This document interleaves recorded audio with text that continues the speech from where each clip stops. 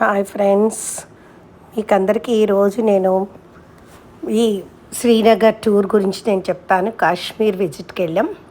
ముందుగా మీరు మన వనం సౌందర్యం ఛానల్కి సబ్స్క్రైబ్ చేసుకోండి. నేను మీ జమునారాణి. హలో ఫ్రెండ్స్, అంతా బాగున్నారు అనుకుంటా. ఇది బ్యూటిఫుల్ ప్లేస్.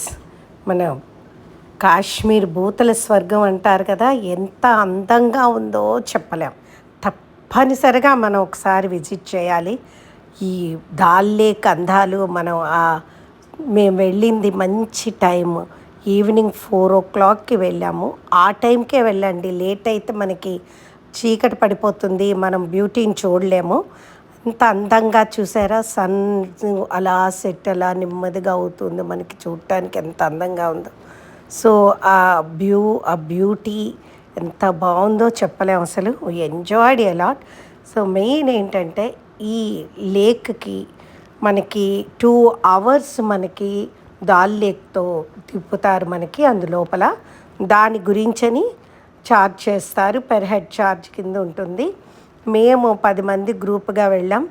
బార్గెనింగ్ ఉంటుంది కానీ మనం తప్పనిసరిగా చేయాల్సి ఉంటుంది అక్కడ బార్గెనింగ్. మరి ఎక్కువగా ఏమి తగ్గించరు, బట్ మన హ్యాపీనెస్ ఎంతో కొంత మనకి తగ్గుతుంది. సో మాకు ఆ రకంగా అయితే 750 రూపాయలు పర్ హెడ్ పడింది. సో కానీ నాకైతే ఆ ట్రావెల్ వెళ్ళాక ఆ మనీ ఏం కాదనిపించింది. అంత హాయిగా ఉంది. ఈ చక్కగా ఆ నీళ్ళల్లో తేలుతూ బోట్ వెళుతూ ఉంటే, మేమైతే ఈ మోటార్ బోట్ తీసుకున్నాం. సో అది చక్కగా మనకి కొంచెం స్పీడ్గా వెళ్తుంది.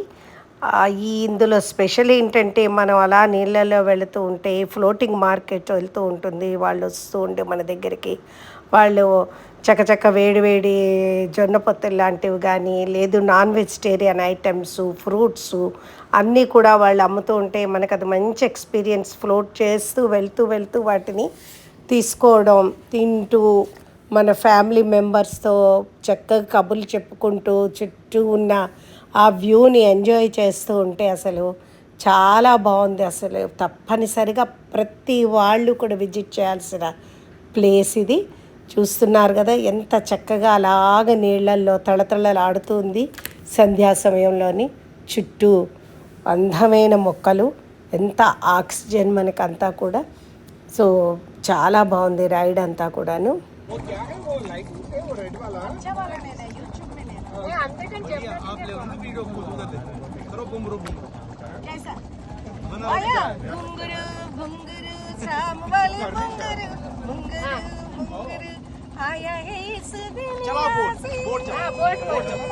ఇక్కడ ఫోటోషూట్.